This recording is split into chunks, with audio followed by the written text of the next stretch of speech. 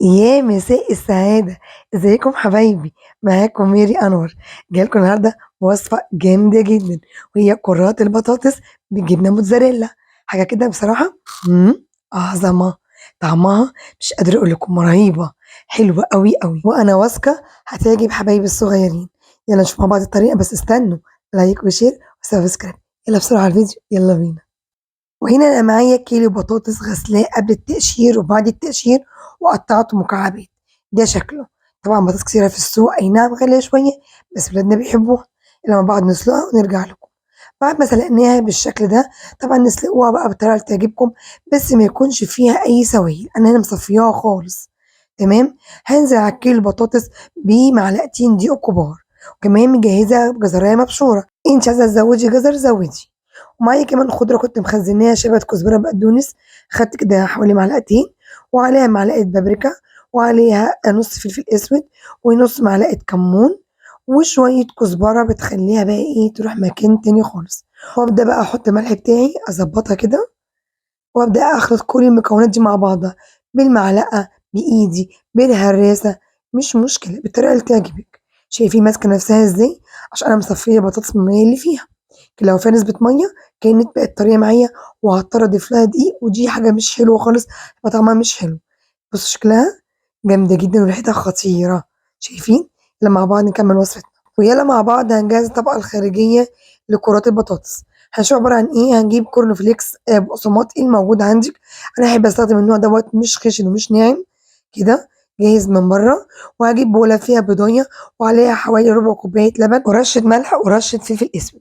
وأبدأ أقلب كل الخليط مع بعضه كده جاهز معايا، عملت معاكم البيض وكمان جهزت الكورن فليكس، كده نشوف مع بعض إيه الخطوة اللي بعد كده.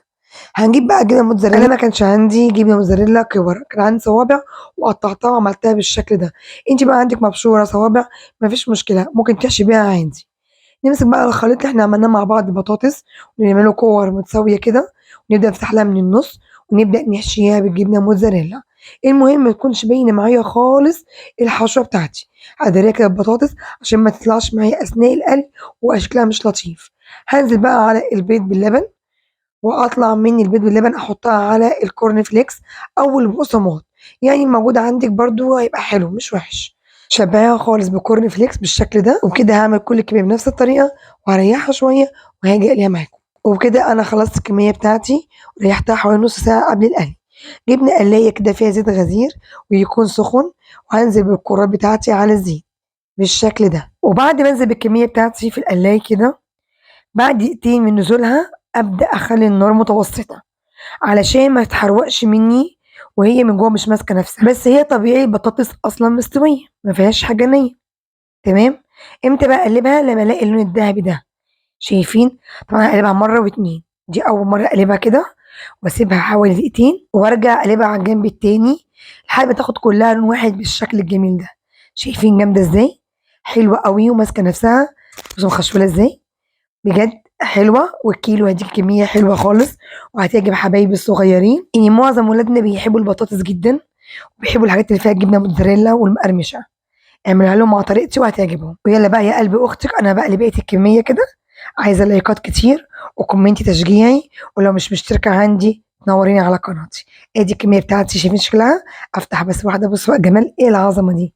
روعة، ريحتها مش قادرة أقول لكم. وكده يا حبايبي هاقلي بقية الكمية وهاجي أقدّمها لكم. وبكده حبايبي أنا خلصت قلي الكمية بتاعتي، ادتني كمية حلوة أوي، أوي، تنفع معاكِ بقى غدا، عشا، فطار، في lunch box على المدارس، حلو جدًا، جدًا.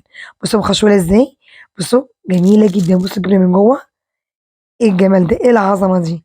وهي لسه سخنة طبعًا بُصّوا لسه سخنة خالص، المفروض تبرد شوية عشان تاكلوها تبقى ماسكة نفسها أكتر. لأ روعة، روعة، بجد حلوة أوي. لو عملتيها على طريقتي دي مش هتبطلي تعمليها، حلوة جدًا، جدًا، وهتعجب أولادكم وهتعجب ضيوفكم بألف هنا. أتمنى الفيديو يعجبكم، لايك وشير وسبسكرايب، وأقول لكم باي باي.